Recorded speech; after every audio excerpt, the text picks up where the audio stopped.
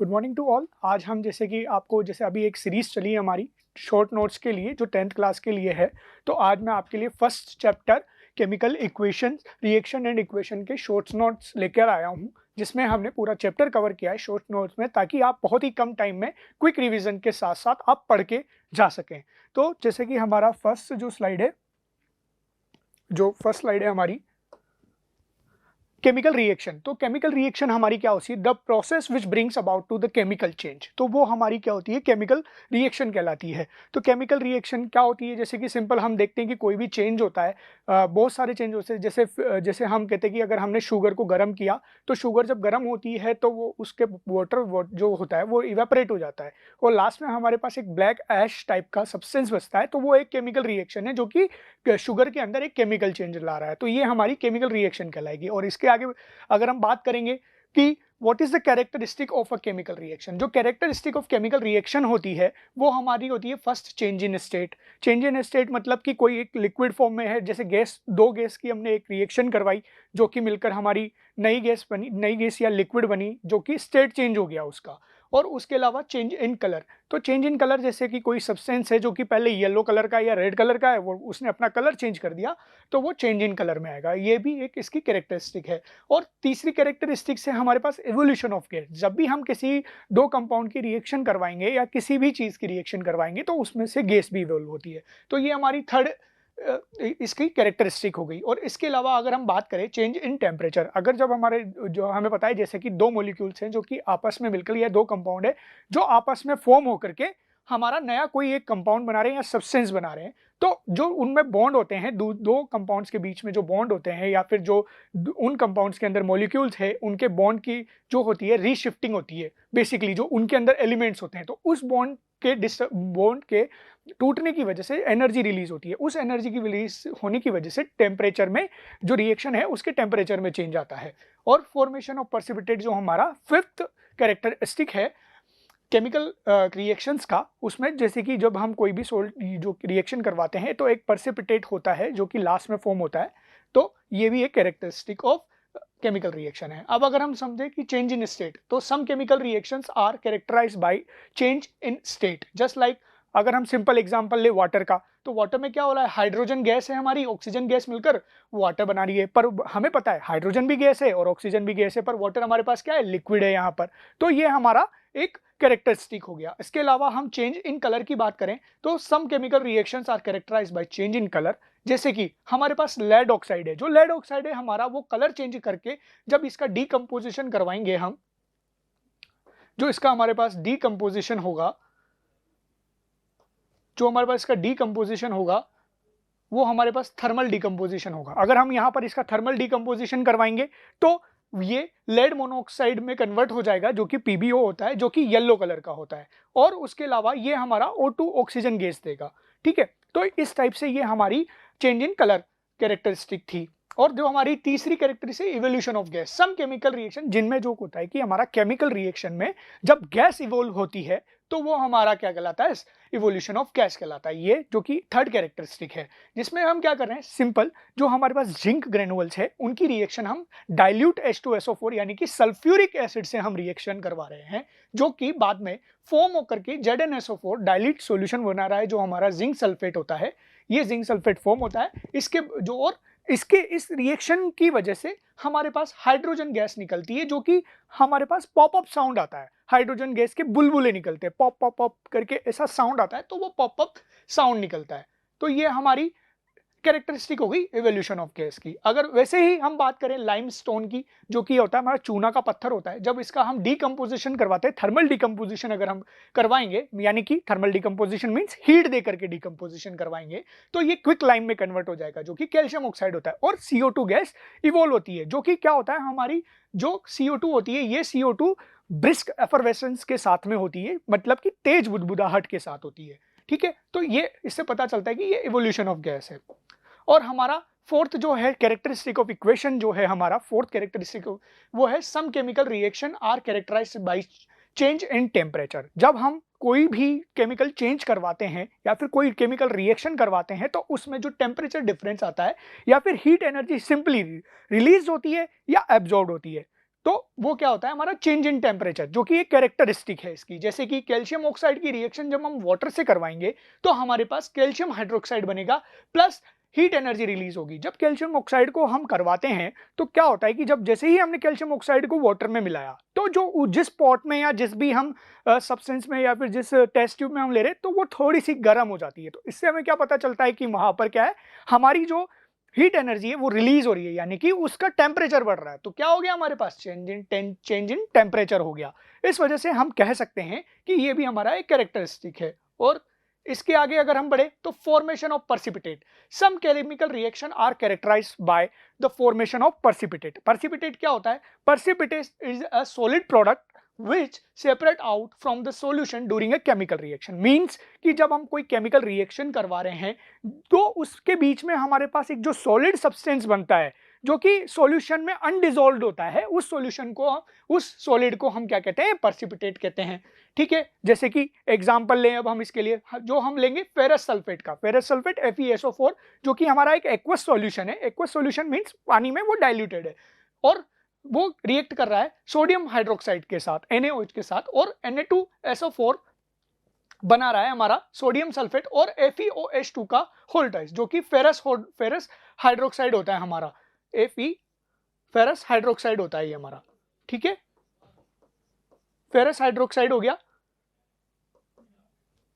ठीक है, ये बना रहा है जो कि हमारा ग्रीन पर्सिपिटेट होता है, मतलब कि हरे कलर का होता है, ये ग्रीन कलर का होता है, इसलिए हमें इसको फेरस ऑक्साइड बोलते हैं, फेरस हाइड्रोक्साइड बोलते हैं, जो कि ग्रीन कलर का PPT बनता है हमारे पास। अगर हम इसके आगे चलें तो केमिकल रिएक्शन और इक्वेशन और बैलेंसिंग, जो कि एक इंपॉर्टेंट टॉपिक भी है, कभी कभार यहां से कोई क्वेश्चन भी बनता है। जैसे कि क्या होता है, chemical equation is a short hand representation, जो कि हम जानते हैं कि केमिकल रिएक्शन जो केमिकल चेंज है उसका एक शॉर्ट हैंड रिप्रेजेंट है। तो वो हम कैसे लिखते हैं, वो दो टाइप से लिखते हैं, वर्ड इक्वेशन से लिखते हैं एक तो, और एक सिंबल रिप्रेजेंटेशन से करते हैं। तो ये हमारा ये रिप्रेजेंटेशन हो गया। तो सिंबल इक्वेशन में हम क्या करते हैं, अ ब्रीफ सिंबल इक्वेशन जो हमारी होती है, a brief representation of chemical reaction in terms of symbol and formula of the substance.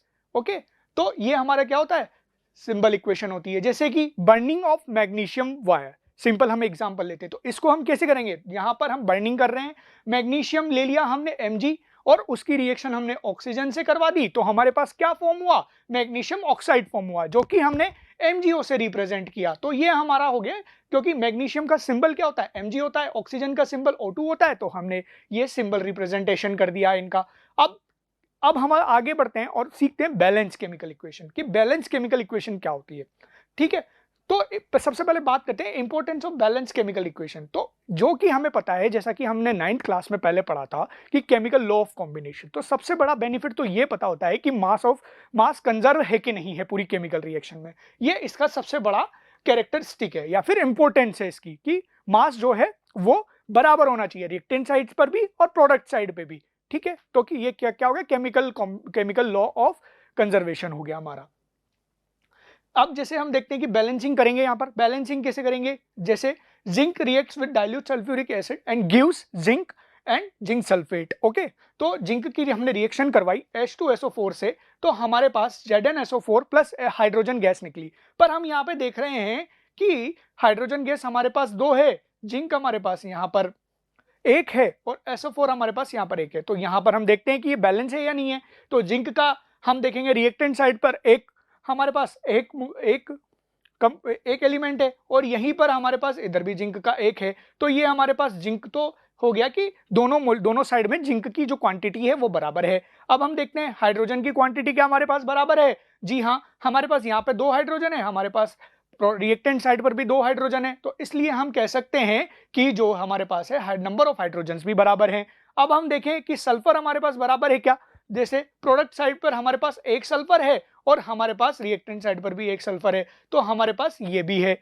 अब हम देखते हैं कि नंबर ऑफ ऑक्सीजन एटम्स, तो अगर हम देखते हैं कि यहाँ पर नंबर ऑफ ऑक्सीजन एटम्स हमारे पास प्रोडक्ट साइड में कितने हैं, प्रोडक्ट साइड में भी 4 हैं और यहाँ पर रिएक्टेंट साइड में भी कितने हैं, हमारे पास 4 है। तो ये एक पूरी बैलेंस केमिकल इक्वेशन है हमारी।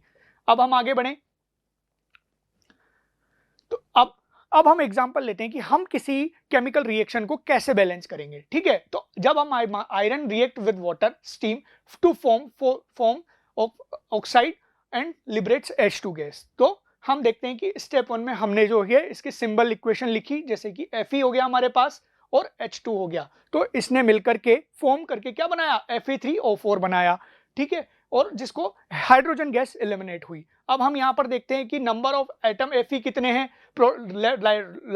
लेफ्ट हैंड साइड और राइट हैंड साइड पर, यानी कि जो हमारा रिएक्टेंट साइड है वो लेफ्ट हैंड साइड है और प्रोडक्ट साइड जो है हमारा राइट हैंड साइड है, ठीक है। तो अब हम देखते हैं Fe का एक मॉलिक्यूल है, बट यहाँ पर Fe के 3 मॉलिक्यूल हैं, ठीक है, और उसी तरीके से हाइड्रोजन के यहाँ पर 2 मॉलिक्यूल हैं, तो यहाँ पर भी 2 मॉलिक्यूल हैं। और हम इधर देखते हैं ऑक्सीजन के H2O में कितना मॉलिक्यूल है, एक मॉलिक्यूल है, एक एटम है, बट हमारे पास यहाँ पर 4 एटम, 4 मॉलिक्यूल्स है या 4 एटम है, ठीक है।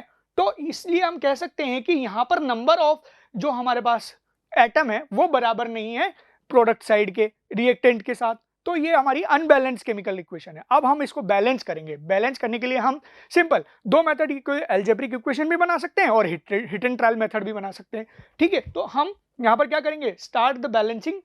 अब सबसे पहले क्या करेंगे, हम वो कंपाउंड देखेंगे जिसमें मैक्सिमम नंबर ऑफ एटम है। मैक्सिमम नंबर ऑफ एटम मतलब जिसमें सबसे ज्यादा, जैसे यहाँ पर Fe3O4 में है, क्योंकि Fe3O4 में क्या है, Fe तो हमारे पास 3 है और ऑक्सीजन हमारे पास क्या है, 4 है, तो यहाँ पर टोटल 7 नंबर जो है मैक्सिमम एटम है, नंबर ऑफ एटम्स है हमारे पास, ठीक है। अब हम इसको देखते हैं कैसे रिएक्शन, इसको कैसे बैलेंस करेंगे।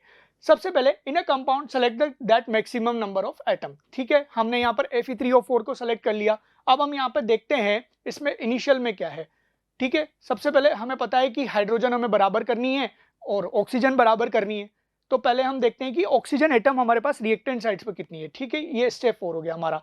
तो जो ऑक्सीजन एटम है हमारा, इनिशियली तो हमें पता है कि 1 ऑक्सीजन है, पर प्रोडक्ट के अंदर हमारे पास कितनी ऑक्सीजन है, 4 ऑक्सीजन है, तो बैलेंस करने के लिए हमें क्या करना पड़ेगा, जो रिएक्टेंट साइड है उस पे 4 से मल्टीप्लाई करना पड़ेगा, जो हम यहाँ पर कर रहे हैं, और इधर ऑलरेडी 4 है, तो ये दोनों बराबर हो गई। अब हम इसको बदल नहीं सकते हैं कि भाई हमने सिंपल वहां पे ले जाके फॉर्मूला कन्वर्ट कर दिया, ऐसा नहीं है।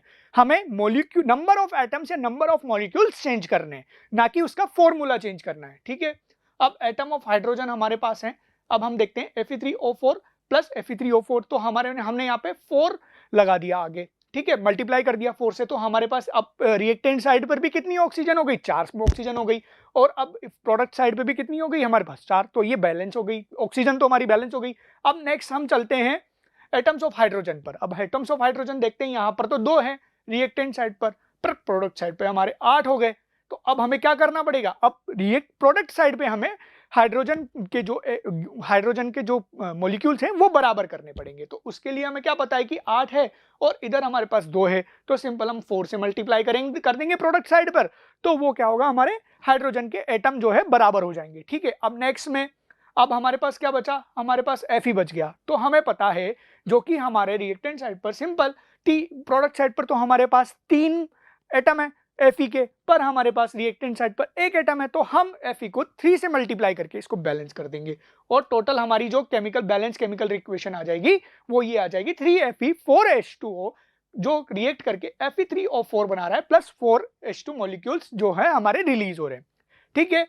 अब इसके अलावा क्या कैरेक्टरिस्टिक और हम दिखा सकते हैं एक केमिकल इक्वेशन लिखते टाइम पे, जैसे कि उनके हम सिंबल्स लिखेंगे, सिंबल्स मतलब स्टेट के सिंबल्स लिखेंगे, ठीक है। जैसे Fe हमारे पास सॉलिड होता है, तो हमने यहाँ पर सॉलिड लिखा है, H2 हमारे पास गैस है, तो हमने उसके नीचे गैस लिखा है, जो मिलकर के एक सॉलिड सब्सटेंस बना रहे हैं हमारे पास, जो कि हमने यहाँ पर सॉलिड एक ब्रैकेट लगा के दिखाया हुआ है। उसके अलावा सेकंड में और क्या दिखा सकते हैं, जैसे कि भाई हमारे पास हमें पता है कि जो एक रिएक्शन है 6CO2, जो कि हमारी फोटोसिंथेसिस की इक्वेशन है, इसमें जो CO2 होती है वो हमारी गैसियस स्टेट में होती है या एक्वस स्टेट में भी होती है पौधों के अंदर, और H2 हमारा लिक्विड फॉर्म में होता है, तो हमने L लगा दिया। और हम यहाँ पर क्या कर रहे हैं, सनलाइट का यूज आता है फोटोसिंथेसिस में, तो इस वजह से हमने ऊपर लिख दिया सनलाइट, क्योंकि वहां पर हम इसका फोटो डिकम्पोजिशन करवा रहे हैं। तो हमारे पास क्या हो रहा है, यहाँ पर 6C6H12O6 बन रहा है, प्लस 6O2 बन रहा है, और 6H2O हमारे पास लिबरेट हो रहा है, जो कि क्या है, तो ये भी एक इस तरीके से हम इसको शो कर सकते हैं। दूसरा अब हम क्या कर सकते हैं, अगर या फिर आप हीट दे रहे हैं या हीट रिलीज हो रही है तो ये भी हम दिखा सकते हैं। जैसे कि अमोनिया में हम यहाँ पर क्या कर रहे हैं कि जो ये हमारी हैबर्स प्रोसेस होती है, हमें पता है हैबर्स प्रोसेस में हमारा जो है टेम्परेचर जो होता है 500 डिग्री सेंटीग्रेड होता है, और जो है प्रेशर है वो हमारा 200 एटीएम होता है, प्लस हमारा यहाँ पे कैटलिस्ट भी यूज में आता है जो कि Fe एंड MO है।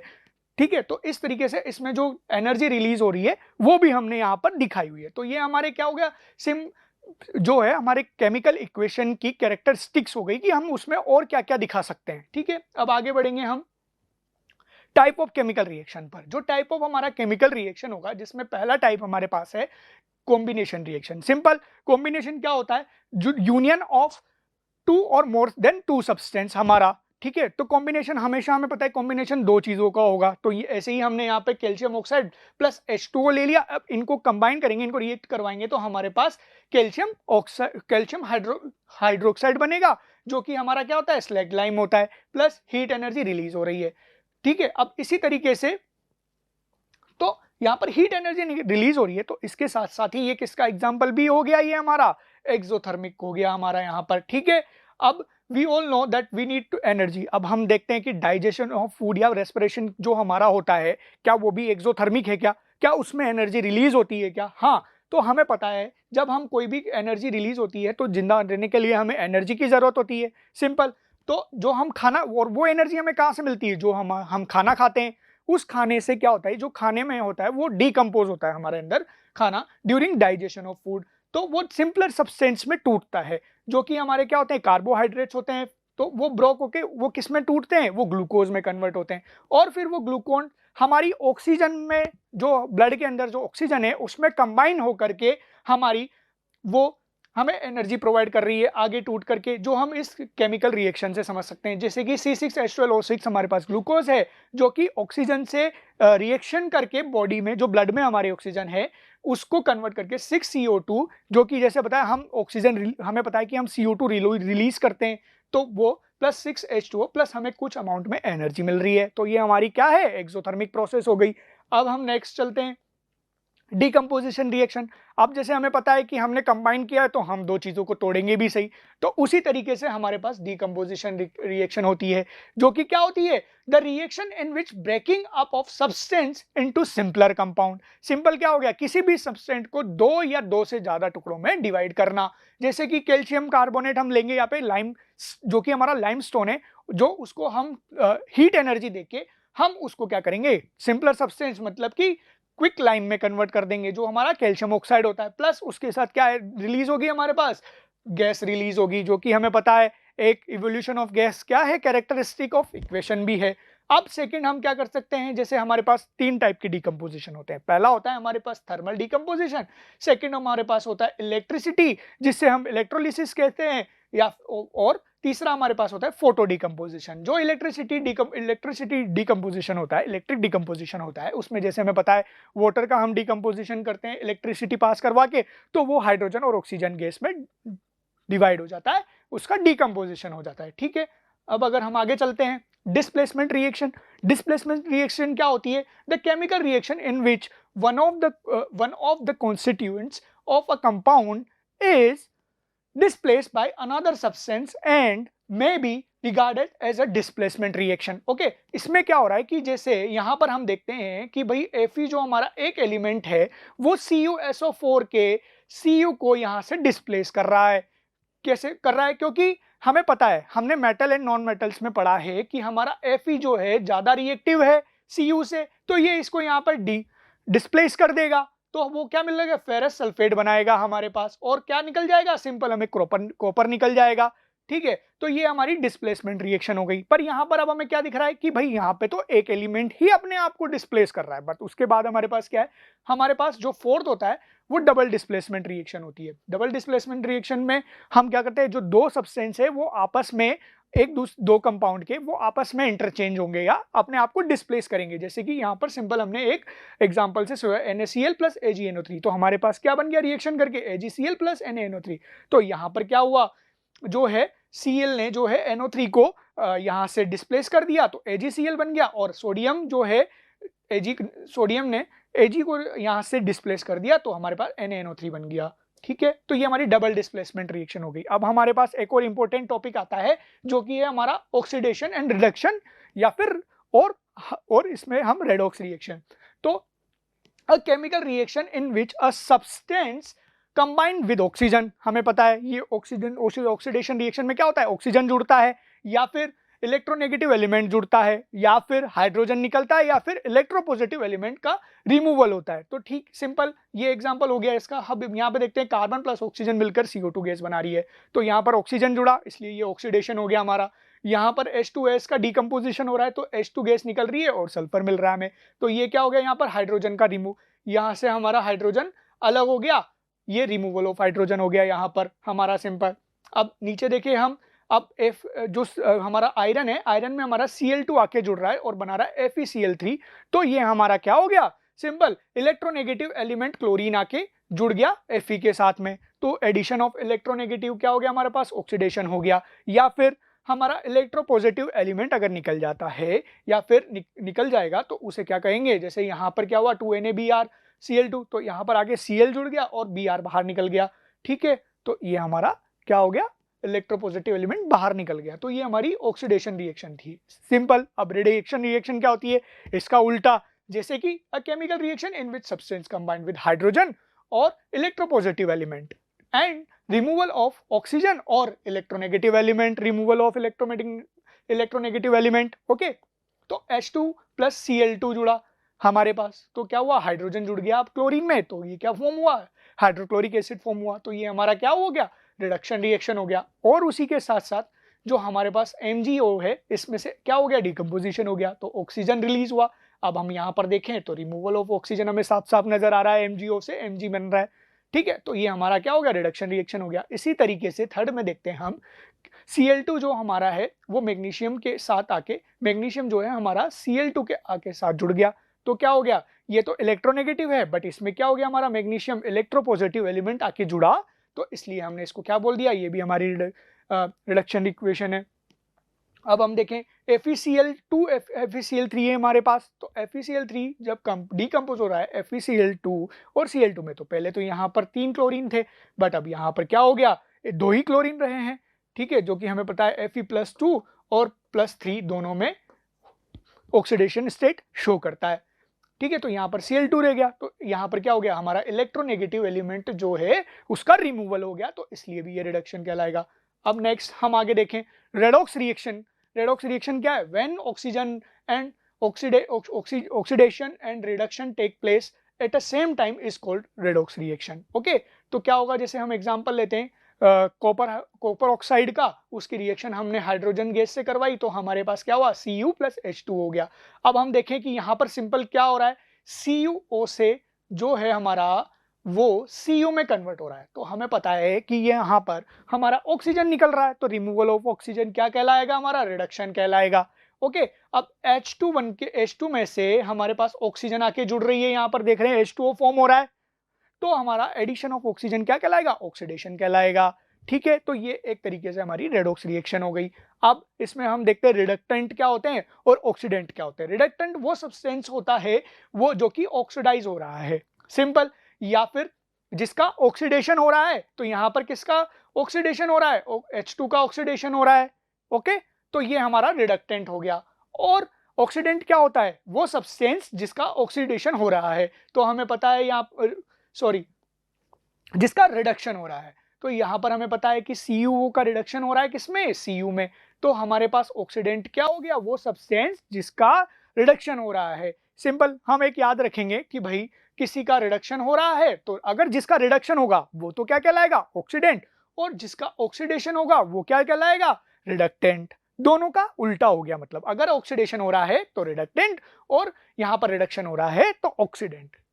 अब आगे मूव करते हैं हम, तो effect of oxidation and oxidation reaction in daily life. अब हम देखेंगे कि ऑक्सीडेशन रिएक्शन का क्या इफेक्ट पड़ता है हमारी डेली लाइफ पे। सबसे बड़ा एग्जांपल हमें पता है कि कोरोजन ऑफ आयरन, ठीक है, कोरोजन क्या होता है वो देख लेते हैं हम, जो कि एक अनदर आपका इंपॉर्टेंट टॉपिक है, कभी ना कभी हर बार लगभग पूछा ही जाता है ये, ठीक है। The process of slowly eating up of metal due to the atmospheric gases such as oxygen, CO2 and H2S and water vapor on the surface of metal to convert them into oxides. मतलब कि क्या होगा, जब Fe को, जब जैसे हमने देखा है कि आयरन को जो हम जैसे बाहर खुले में रखते हैं तो उसके ऊपर जंग लग जाता है। क्यों लगता है? क्योंकि वो एटमॉस्फेरिक जो हमारी गैसेस होती हैं, CO2 है, ऑक्सीजन है, और भी बहुत सारी गैसेस होती हैं, उनसे रिएक्ट करके वाटर की प्रेजेंस में वो कोरोजन होने लग जाता है, उसमें जंग लगने लग जाता है। ठीक है, तो ये हमारे, अब इसमें समझते हैं कोरोजन ऑफ आयरन कैसे होता है। जब iron is exposed to atmospheric oxygen and water vapour from a long time, मतलब बहुत टाइम में होता है। ये हमारी एक स्लो रिएक्शन का भी एग्जांपल है, क्योंकि ये बहुत टाइम पीरियड, ऐसा नहीं होता कल हम लोहा खरीद के लाए और उसमें जंग लग गया, ऐसा नहीं होता है। थोड़ा टाइम लगता है इस रिएक्शन को होने में। हम देखते हैं 1 साल 2 साल 3 साल में जाके हमारा लोहा जंग लगने लग जाता है वो। और ये भी डिपेंड करता है कि वो कितनी, अब उसको ज़्यादा जल्दी, जैसे वो बारिश में रखे रहेंगे तो बारिश में बार बार पानी गिर रहा है, ऑक्सीजन मिल रही है, तो वो जल्दी उसका कोरोजन हो जाएगा। तो देखते हैं हम इसकी इक्वेशन क्या होती है, 4Fe plus 3O2 dot XH2O, जो कि Fe2O3 डॉट XH2O। अब आपके पास अगर ये क्वेश्चन आता है कि कोरोजन ऑफ आयरन बताइए, तो आप उसमें इसकी डेफिनेशन के साथ साथ ये इक्वेशन जरूर लिखेंगे। ठीक है, अब अगर हम आगे बढ़ते हैं और नेक्स्ट की बात करते हैं, रेंसिडिटी। रेंसिडिटी क्या होती है? when the fat and oil present in food material get oxidized by the oxygen of air and have unpleasant smell and taste, the condition produced by aerial oxidation of fats and oil in food marked by unpleasant smell and taste called rancidity. मतलब कि जैसे हमें पता है घर पे हम अपन खुला खाना छोड़ देते हैं 1-2 दिन में, तो वो हमें पता है सिंपल जो है वो खराब हो जाता है हमारा, जो कि वो वही क्या कहलाता है, हमारा रेंसिडिटी कहलाता है। रेंसिडिटी को हिंदी में हम क्या बोलते हैं? विकृति, गंदिता भी बोलते हैं। तो अब हम इसको कैसे प्रिजर्व कर सकते हैं? By adding antioxidant to food items. जो हमारे पैक्ड फूड आइटम्स आते हैं उसमें क्या होता है कि वो खराब क्यों नहीं होते? क्योंकि उसमें एंटीऑक्सीडेंट्स मिले हुए होते हैं। या फिर by packing food items in nitrogen gas, जो कि कैसे होता है? जैसे कि हमें पता है जो हमारे जो चिप्स वगैरह के पैकेट आते हैं उसमें बहुत ही माइन्यूट सी उसमें क्या होता है कि नाइट्रोजन गैस इनर्ट गैस की तरह होती है। तो वो रिएक्ट तो नहीं करती है, बट वो वहाँ पर सिंपल थोड़ी सी क्वांटिटी में होता है, इसलिए वो खराब नहीं होते हैं चाहे वो कितने टाइम पर, क्योंकि उसकी भी एक ड्यूरेबिलिटी है।